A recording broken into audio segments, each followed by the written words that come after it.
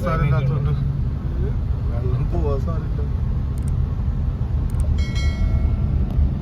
ഇത്ര മഴ ഉണ്ടായിരുന്നോ? നല്ല മഴ. ബ്രേക്ക് കിട്ടത്തില്ല കേട്ടോ, നോക്കണേ. ഈ വെള്ളത്തിൽ കയറി കഴിഞ്ഞാലേ മെല്ലെ പോയാൽ മതി, കാല് കൊടുക്കണ്ട.